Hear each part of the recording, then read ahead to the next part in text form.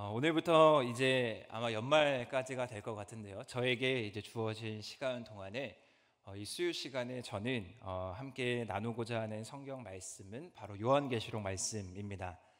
오늘은 이 요한계시록을 시작하면서 제가 왜 요한계시록을 선택하게 되었는지, 또 어떠한 관점으로 이 요한계시록을 주어진 시간 동안 풀어갈지에 대해서 함께 나누는 첫 시간을 갖도록 하겠습니다. 제가 이제 올해 네 번째 마지막 수요예배 순서를 맡게 되었는데요. 제가 이렇게 오는 시간 동안 무려 10개월이죠. 10개월의 시간 동안 많은 기도를 했습니다.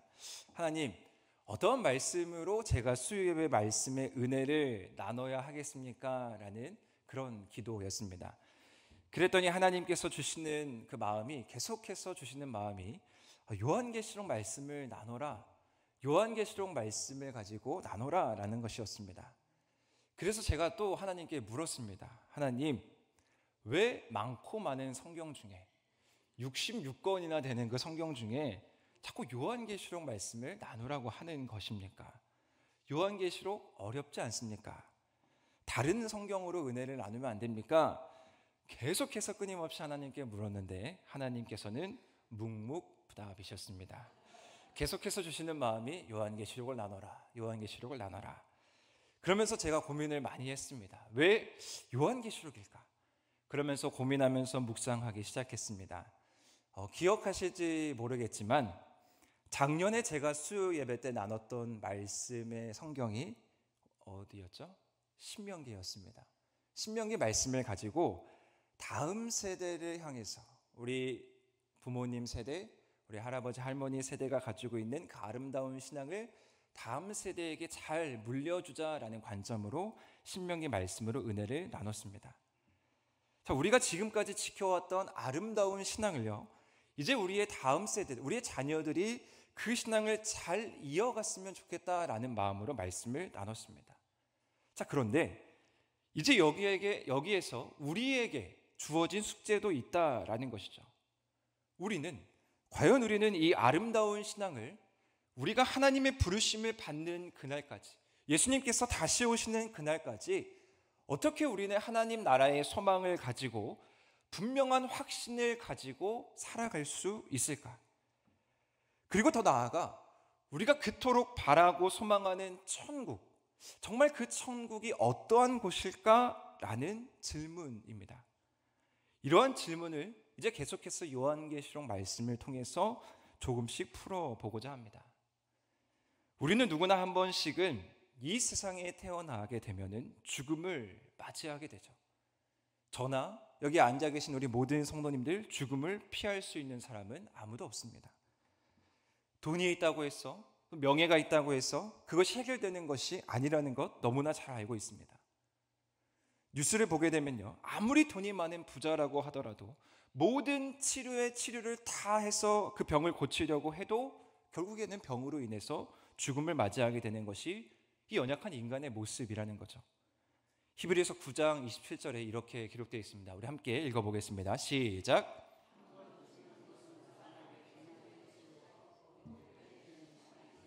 아멘. 이 말씀에 근거해서 우리는 아무도 이 말씀을 피할 수 있는 사람이 없다라는 것이죠. 그리스도인들은 이 죽음 후에 무엇을 고대하는 자들이냐면 영원한 생명, 영원한 하나님의 나라를 꿈꾸는 사람입니다. 그러면 우리가 이 땅 가운데에서 살아갈 때 막연하게 살아가는 것이 아니라, 천국에 대한 이해를 막연하게 갖고 있는 것이 아니라요, 그 하나님의 나라 천국에 대한 선명한 이해가 있으면 우리가 살아가는 하루하루가 더 가치 있고 아름다운 삶이 되는 것이 아닌가. 말씀을 준비하면서 저희 이제 친할아버지의 임종의 순간이 떠올랐습니다. 한 5년 정도 된 것 같은데요, 제가 언젠가도 한번 말씀을 드렸던 기억이 있습니다. 저의 친할아버지는 아주 건강하셨습니다. 한 83, 4세 때 이제 병을 앓게 되셨는데 갑자기 뇌 쪽에 문제가 생기셔서 3개월이라는 짧은 시간 동안 투병을 하시다가 하나님의 부르심을 받으셨습니다. 그 3개월이라는 시간 동안에 이제 점점 기억도 흐려지고, 이제 자녀들도 못 알아보고 손주들도 못 알아보는 상황에 이르게 되고요, 또 몸의 기능이 다 하락하면서 스스로 하실 수 있는 것이 없으셨습니다. 그런데 그때 저희 고모가 늘 할아버지에게 매일매일 물었던 질문이 한 가지 있었습니다. 어떤 질문이냐면요, 아버지, 이제 눈 감으면 어디 가셔요? 아버지, 이제 눈 감으면 어디 가셔요? 그 질문에 자녀도 알아보지 못하고 손주도 알아보지 못하고 아무것도 구분하지 못하는 할아버지께서 늘 매일매일 반복해서 동일하게 대답했던 답이 바로 천국이었습니다. 아무것도 기억하지 못하고 사람도 지금이 어디인지도 구별하지 못하는 그 상태에서 그래도 기억을 하시는지, 그래도 기억이 나시는지 천국이라고 말씀하시던 그 모습이 저는 아직도 잊혀지지가 않습니다. 그러면서요, 제 안에 계속해서 의문이 드는 거예요. 과연 천국이라는 곳은 어떠한 곳일까? 마지막 그 순간까지 우리가 하나님과 영으로 교통하며 하나님을 사모하며 우리가 간절히 바라는 그 천국은 과연 어떠한 모습일까? 한번 생각해 보십시오. 평생을 정말 교회에 헌신하시고 정말 교회 안에서 모든 일을 다 도맡아 하셨던, 정말 예수님을 위해서 목숨을 거셨던 장로님, 우리 권사님들께서 마지막 순간에 갑작스러운 육신의 연약함으로 인해서 아니면 여러 상황에 의해서 혹여나 천국의 소망을 잃는다면, 천국의 소망을 잃어버린다면 그 얼마나 안타까운 일이겠습니까? 따라서 분명하고도 확실한 이 천국에 대한 소망이 우리 안에 자리해야 한다라는 것이죠. 자녀들에게 우리가 가지고 있는 아름다운 신앙을 물려주는 것도 중요하지만 우리가 하나님의 부르심을 받는 그 순간까지 매일매일 우리 삶 속에서 끝까지 신앙을 지키면서 천국에 대한 바른 이해를 가지고 하나님 나라에 영광스럽게 입성하는 것 또한 더 중요한 문제다라는 사실입니다. 왜냐면요, 우리의 마지막은 그 누구도 알 수 없기 때문입니다. 따라서 오늘의 고백, 오늘의 믿음, 오늘의 신앙이 무척 중요한 것이죠. 제가 요한계시록을 선택한 출발이 바로 여기에 있습니다. 사랑하는 성도 여러분, 과연 천국에 대해서 어떠한 이해를 가지고 계십니까? 그냥 막연하게 좋은 곳입니까? 제가 어렸을 적만 하더라도요, 교회에서 외치는 구호라고 하죠. 그리고 전도의 문구라고 하면은 가장 많이 사용됐던 것이 무엇입니까? 예수, 불신, 예수 천국, 불신 지옥. 아마 여기에 계시는 우리 장로님 권사님들께서는 이것보다 더 원색적인 방법을 경험하셨을 것입니다. 북을 치고 나가시고 그러셨던 경험이 있을 것인데, 지금 보면 이 단어가 꽤 강렬한 문구죠. 그런데 이것보다 기독교를 사실 잘 나타내는 문구는 없습니다. 그만큼 확실한 메시지가 필요한 시대 가운데 그 메시지를 잘 받아들여져서 한국 교회가 지금까지 성장한 것 아니겠습니까? 그리고 그 메시지가 사실은 정답이죠. 이것보다 어떻게 우리가 기독교를 잘 표현할 수 있겠습니까? 우리가 전도를 지금 하고 있는데요, 예수님 믿으면 천국 갑니다. 자, 그런데 믿지 않으면 지옥 갑니다. 이것보다 명확한 말씀이 어디 있습니까? 아주 심플하죠. 자, 그런데 지금 전도도 열심히 하고 계시고 수요일 또 남전도회, 노방전도 열심히 하시고 관계전도 열심히 하고 계신데, 이러한 메시지를 가지고 이 전도를 나간다고 한번 생각을 해보십시오. 젊은 세대는요, 그리고 조금 관계가 있던 사람들은요, 대번 반감을 갖습니다. 여러 가지 이유가 있겠지만요, 그 가운데에는 자연스러운 시대의 흐름이라고 우리가 여기면 좋을 것 같습니다. 진리의 메시지를 전하는 것이 분명하게 저희들의 몫이지만 시대가 조금은 그것을 거부감을 가지고 있다라는 것이죠. 주일에 담임 목사님께서도 설교 시간에 언급하셨지만 지금은요, 이 절대적인 것을 부정하는, 거부하는 시대입니다. 이전에 중요하게 여기던 가치 체계를 부인하는 시기가 오늘날의 시기라고 말씀드렸습니다. 자, 그러니 예수 천국 불신 지옥이라는 이 메시지가 어떻게 오늘날 시대 사람들에게 설득력이 있을 수 있겠습니까? 이성과 논리로 납득이 되지 않는 것이죠. 자, 그랬어요. 오늘 이 시대는 우리가 외치는 전도 구호, 전도 메시지 어떻게 좀 변화되었습니까? 예수님 믿으면 행복합니다. 예수님 믿으면 축복받습니다. 조금은 부드럽고 조금은 타협점이 있는 열린 메시지로 바뀌었습니다. 자, 그런데요, 한 가지 여기에 덧붙여서 사실 이러한 데는 비단 이 사회적인 이 시대적인 흐름만 있는 것이 아니라 저는 천국에 대한 이해가 조금 더 한국교회 안에서 폭넓게 이루어졌기 때문이다라고도 생각합니다. 왜냐면요, 이전에는 천국에 대해서 선포하는 메시지에 대해서는 많은 어르신 목사님들께서 천국에 대해서 선포하실 때 죽음 이후에 가는 나라에 대한 개념이 많았습니다. 즉 장소적인 의미였죠. 그렇기 때문에 이 땅에서의 삶보다 우리가 죽어서 가는 삶, 죽어서 가는 나라, 그러한 개념의 천국 이해가 교회 안에서 많이 있었습니다. 그래서 이 땅 가운데 예수님을 잘 믿어야지만, 이 땅 가운데에서 예수님을 받아들여야지만 천국 가고, 잘 믿지 않으면 지옥 간다 라는 이 메시지가 많이 선포되었던 것이죠. 자, 그런데 이제 많이 들으셨겠지만 천국은 물론 죽어서 가는 그 개념에 대한 천국, 장소에 대한 개념도 분명하게 있지만 요즘 더 강조되고 있는 개념은 무엇이냐면요, 바로 통치에 대한 개념입니다. 그래서 하나님의 통치가 있는 곳이 바로 천국이고요, 그렇기 때문에 지금 이 땅 가운데에서 우리가 살고 있는 오늘도 천국이 될 수 있다라는 그 메시지 또한 옳습니다. 그래서 이 땅에서 행복한 삶, 우리가 축복받는 삶, 요즘에 우리가 전도 메시지를 전하는 예수님 믿으면 행복합니다, 예수님 믿으면 축복받습니다, 이 메시지가 벗어난 메시지는 아니다라는 것이죠.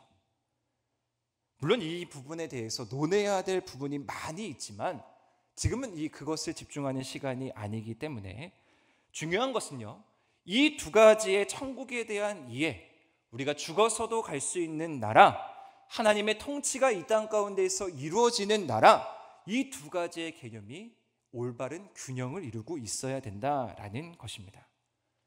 하나님의 통치, 다스림에 대한 천국 이해를 가지고 이 땅 가운데에서 살아가시고, 또한 우리가 하나님의 나라를 고대하면서 우리가 이 땅에서의 삶을 마치고 하나님의 부르심을 받는 그 순간 영원한 천국을 사모하는 것, 그것을 균형 있게 우리가 바라보며 나아가야 합니다. 그리고 결국은요, 그 두 가지는 하나님의 주권, 하나님만이 하실 수 있는 영역 안에서 이루어진다라는 결론에 이르게 됩니다. 그렇기 때문에 이 땅에서 우리는 끝까지 믿음을 지키고 끝까지 선명하게 천국에 대한 소망을 품고 살아가야 합니다. 결국 우리는 예수 천국, 불신 지옥, 이 심판대 앞에 모두가 서게 될 것이기 때문이죠. 이러한 고민을 하면서 계속 기도하면서 천국에 대한 이해를 어떻게 선명하게 할 수 있을까 생각하며 떠오른 말씀이 요한계시록 말씀입니다. 요한계시록을 다들 읽어보셔서 알겠지만 조금은 친숙하지 않은 묘사들이 많이 있죠. 또 약간은 무서운 표현들이 많이 있습니다. 그리고 쉽사리 오해할 수 있는 상징적인 숫자들이 막 등장합니다. 또한 여러 심판들이 막 등장하면서 쉽사리 손이 안 가는 것이 바로 요한계시록입니다. 자, 그런데 이 요한계시록을 들여다보면 볼수록 우리는 보물 같은 것을 발견하게 될 것이에요. 그것이 바로 요한계시록의 매력입니다. 물론 저도 지금도 오늘도 계속해서 요한계시록을 공부하고 묵상하고 올라왔는데요, 볼수록 아름답고 매력 있는데 또 어렵고 어렵습니다. 여러 권의 책을 사서 읽고 성경을 읽으면 읽을수록 난해합니다. 제가 집에서 이제 퇴근하고 가서 요한계시록 책을 이게 좀 펴려고 이렇게 하면은 또 아들이 그 책을 뺏어가요. 자기가 읽겠대요. 그래서 밑줄을 치고 조금 이렇게 읽으려고 하면은 그 펜을 또 뺏어가요. 그래서 아마 저희 아들도 요한계시록에 대한 이해가 조금 있을 거라고 생각을 하는데, 제가 그렇게 지금 요한계시록과 아주 치열한 싸움을 벌이고 있다라는 점 알아주시기 바랍니다. 그런데 이게 중요한 것이 아니라 저는 이 말씀을 통해서 한 가지 확신합니다. 요한계시록 안에는요, 분명하게 우리들이 꿈꾸는 천국, 이것을 더 깊이 바라볼 수가 있고요. 그 천국을 바라본다라는 것은 뭘 얘기하냐면요, 하나님이 과연 어떠한 분이신가, 하나님의 놀라운 주권을 찬양하고 특별히 과연 하나님께서 위대하시다라는 것을 끊임없이 발견하고 묵상하게 되는 것이 바로 요한계시록이다라는 사실입니다. 바라기는요, 요한계시록을 나누는 이 수요 시간을 통해서 더 선명하고 확실한 그 천국에 대한 소망이 우리 모두에게 자리하기를 주님의 이름으로 축복합니다. 요한계시록의 한 주석가는 자신의 이제 주석서를 펼치면서 서론 첫 줄에 이렇게 기록하고 있습니다. 오늘날 요한계시록에 대한 관심은 양극화되어 있다. 과도하게 집착하거나 과도하게 무관심하다. 그러면서 어떤 설명을 하냐면요, 전통적인 기성교회에서는 요한계시록에 대해서 무관심한데 누가 과도하게 집착하겠습니까? 이단들은 요한계시록을 과도하게 집착한다라는 것이죠. 왜 이단들이 요한계시록을 집착할 수밖에 없는지도 제가 말씀을 통해서 그때그때 나오는 부분들에 대해서 살피려고 하는데요, 그만큼 이단들이 요한계시록을 오용해서 남용해서 사용할 수 있다라는 것이죠. 신천지 잘 아시죠? 이만희 씨입니다. 유튜브에 신천지 요한계시록을 치면요, 그 요한계시록 강의에 대해서, 강의라고 말하기도 좀 그런데요, 조회수가 100만 뷰가 넘는 그 영상들이 몇몇 개가 있습니다. 별로 놀라지 않으신데요, 이 100만 뷰는요 엄청난 지표입니다. 유명한 연예인, 제가 유튜브를 시작하면 조회수 한 3, 4 정도 나올 것 같은데, 유명한 연예인, 저희가 이름을 안다라고 하는 유명한 연예인들이 유튜브를 개설해서 유튜브 이제 시작할 수 있겠다라는 그 지표가 100만 뷰입니다. 100만 뷰가 되어야 조금은 유튜브 안에서 명함을 내밀고 나 좀 대단한 유튜버야 라고 말할 수 있는 것이죠. 자, 그런데 제가 기독교의 유명한 목사님들의 요한계시록 강의 이렇게 해서 쳐보고 듣기도 했는데 쳐봤습니다. 얼마 정도 될 것 같습니까? 조회수가. 신천지는 100만 뷰 넘는 게 여러입니다. 얼마나 되겠습니까? 3만 뷰, 4만 뷰 정도 됩니다. 물론 요즘에 이제 CBS에서 잘잘법이라고 유명한 그 프로그램에서 요한계시록 강의는 60만 뷰, 70만 뷰가 되기도 하지만, 이제 목사님들께서 강의하시는, 저명한 목사님들께서 강의하시는 강의도 3만 뷰, 4만 뷰, 10만 뷰가 채 되는 것을 발견하기가 어렵습니다. 자, 이단들이 요한계시록을 얼마나 집착하고 있는지를 제대로 보여주고 있는 것이죠. 저희들 더 분발해야 되지 않겠습니까? 비단 이거 요한계시록만 이야기하는 것이 아닙니다. 우리가 얼마나 성경에 무관심하고 우리가 얼마나 성경을 연구하고 성경을 읽는 일에 소홀히 하는지에 대해서 다시 한번 우리가 뉘우쳐야 한다라는 것이죠. 물론 한국교회 안에서도 수많은 요한계시록 강의들이 쏟아져 나오고 수많은 연구가들이 나오고 있습니다. 그러나 우리가 그것에 관심을 갖지 않는다면 그것은 우리와 아무런 상관이 없는 것밖에 되지 않습니다. 따라서 우리 수준 있는 수요 예배 나오시는 우리 하늘의 모든 성도님들께서는 더 성경에 관심을 가지시고, 특별히 이번 기회에 난해하고 어렵지만 요한계시록을 조금 더 친숙하게 여길 수 있는 귀한 시간 되기를 소망합니다.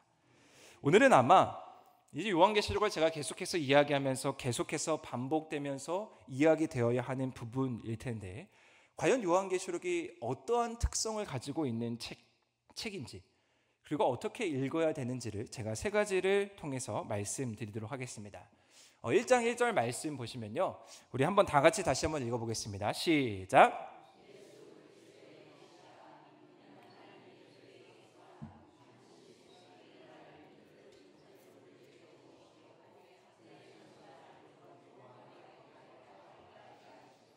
아멘.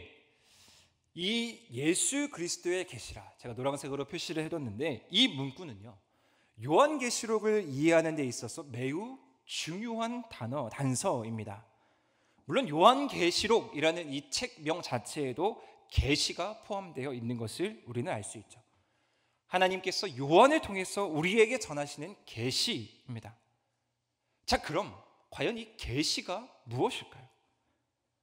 계시를 국어 사전에 치면 계시를 이렇게 정의하고 있습니다. 사람의 지혜로서는 알 수 없는 진리를 신이 가르쳐 알게 하는 것, 그게 바로 계시라고 있습니다.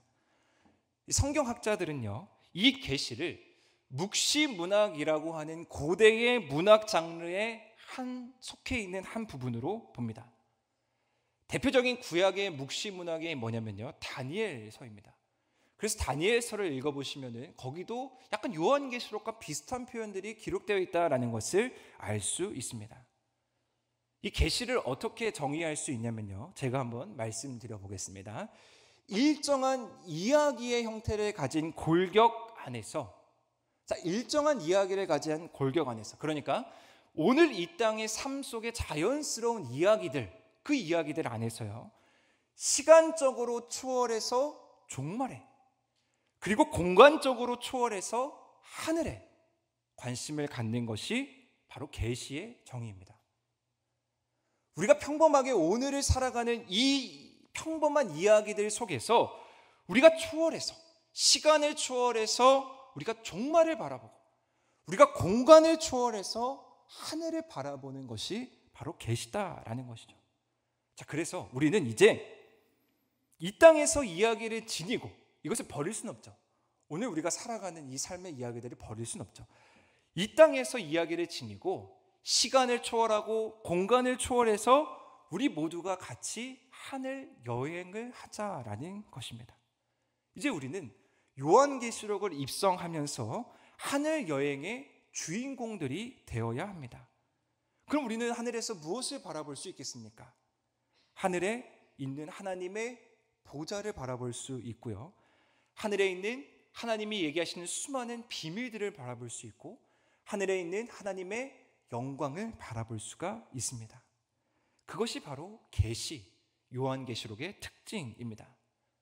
쉽게 말씀드리면요, 제가 한 5년 전에 우리 하늘의교회 안에서 다음 세대들, 초등학교, 중학교들을 데리고 비전 트립을 미국으로 갔던 기억이 있었습니다.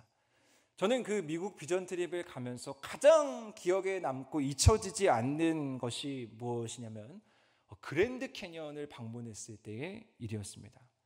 그랜드 캐년을 가는데, 저희가 있는 장소에서 그 그랜드 캐년을 가는데 제 기억에 한 14시간을 버스를 타고 이동해서 자고 새벽 4시인가 일어나서 또 한 5시간을 가서 그랜드 캐년을 갔던 것 같아요. 온 몸이 다 피로하고 다 지쳐있는 상태에서 딱 내려서, 버스에 내려서 또 한참을 걸어 올라가서 그 그랜드 캐년의 장관이 펼쳐지는 것을 딱 바라보는데 정말 말로 표현할 수 없는 어마어마하고 위대한 그 광경이 눈앞에 펼쳐졌습니다. 그리고 거기에 같이 갔던 초등학생들, 그리고 중학생들 하나같이 고백했던 것이 뭐냐면은 하나님 멋지시다, 하나님 위대하시다. 그 어린 아이들의 시선으로 봐도요, 하나님이 아니면 설명할 수가 없는 거예요. 사람이 인위적으로 했다? 말이 안 되는 거죠. 그냥 하나님이 이 자연을 창조하셨고 그것을 위대하다, 장엄하다라고 표현하는데, 우리가 할 수 있는 그 어떤 표현으로도 그 하나님의 속성을 다 담을 수가 없는 거예요. 이러한 모습이 우리가 요한계시록을 바라보는 시선이 되어야 합니다. 이 세상을 초월한 예수 그리스도의 계시, 그것은 인간의 지혜와 이성으로 다 이해할 수가 없는 것이죠. 그렇기 때문에 중요한 것은 우리가 철저하게 하나님 중심이 되어야 합니다. 더 기도하고 더 낮아지고 더 영적으로 깨어 있어야 되고요, 그리고 이 말씀을 통해서 실제적으로 초월하신 그 하나님을 깊이 경험할 수가 있어야 합니다. 이 계시를 하나님께서 예수님에게 직접 허락하셨고 예수님이 천사를 보내셔서 요한을 통해서 알게 하셨고 이제 우리는 그 요한을 통해서 우리가 그 계시를 깨달을 수 있게 됐다라는 것입니다. 그리고 이어서 3절 말씀에 보시면은 우리 3절 한번 다 같이 또 읽어보겠습니다. 시작.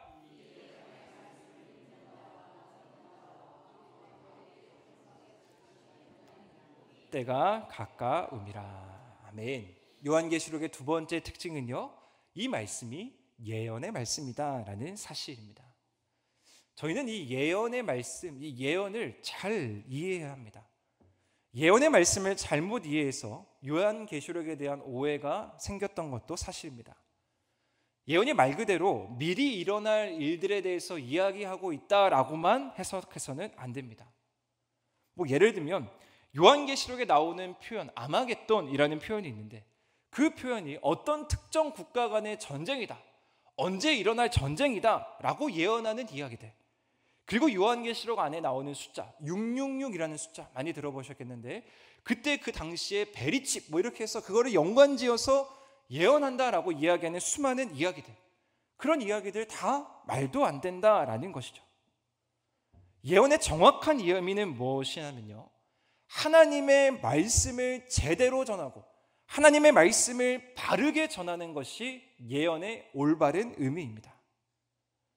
그래서 구약 선지자, 구약에 나오는 수많은 예언자들, 선지자들도 그렇게도 하나님의 심판을 외치게 된 것이죠. 저희가 새벽 말씀 호세아서를 묵상하고 있는데 호세아서 말씀에서도 호세아 선지자가 매 구절 외치는 게 뭐냐면요, 하나님의 심판이에요. 백성들이 그 말씀을 듣기 좋겠습니까? 그렇지만 선지자들은, 예언자들은 그것을 상관하지 않고 전합니다. 왜? 하나님의 말씀이기 때문이에요. 하나님의 말씀을 듣는 사람들의 입맛에 맞춰서 전하는 것을 성경에서는 뭐라고 분명하게 얘기하냐면요, 거짓 예언자라고 이야기합니다. 성경의 말씀을 자신들의 마음대로 해석해서 자신들이 원하는 대로 자신들의 입맛에 맞게 사람들을 사로잡기 위해서 전하는 것을 거짓 예언자라고 성경은 분명하게 이야기하고 있습니다. 예언의 정확한 의미는 무엇이냐면요, 하나님의 말씀을 맡은 자가 제대로 전하는 것, 올바르게 전하는 것이 바로 예언입니다.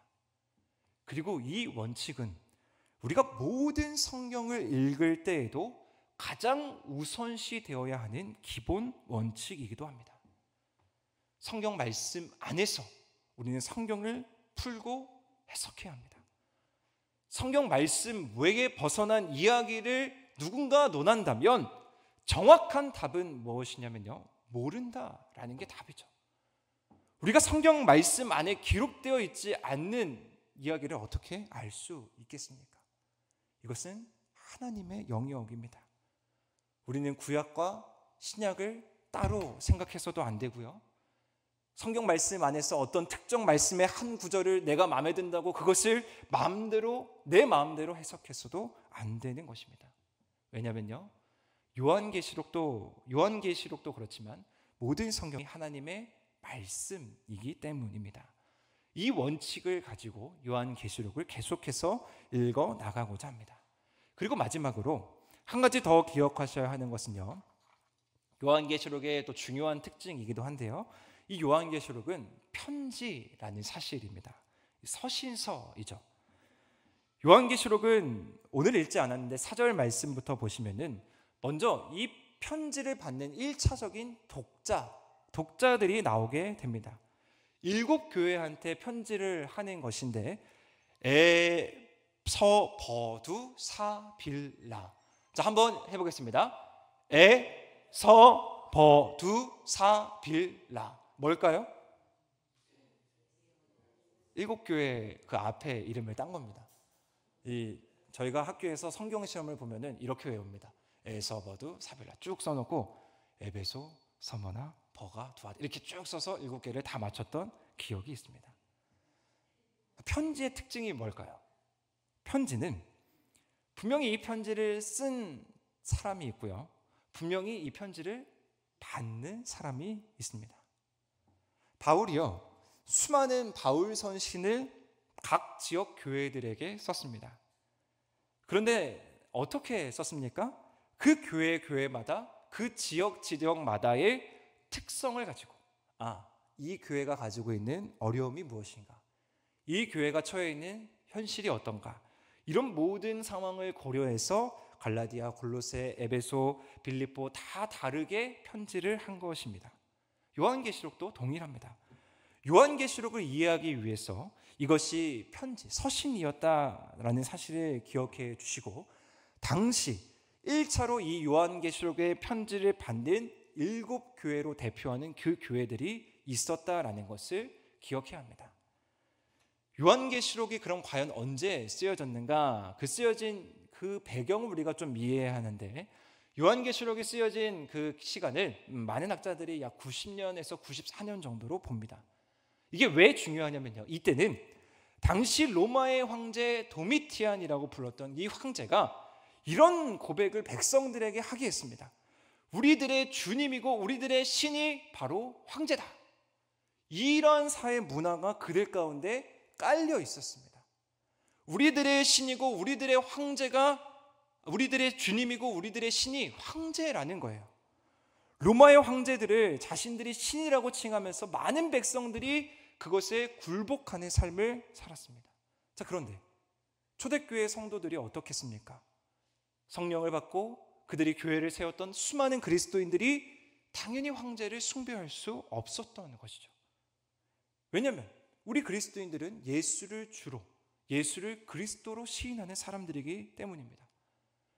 그렇기 때문에 황제 숭배를 거부한 그 요한계시록에 1차적으로 받는 그 독자들, 그 교회들이 어려운 상황 가운데, 박해를 겪고 있는 상황 가운데 이 편지를 하나님께서 요한에게 전달하셨고, 요한이 그들에게 전달하셨고, 이제 우리가 그 편지를 받게 되는 거예요. 그래서 3절 하반절 말씀에 보시면 이렇게 기록되어 있습니다. 이 말씀을 읽는 자와 듣는 자와 지키는 자는 복이 있나니 때가 가까움이라.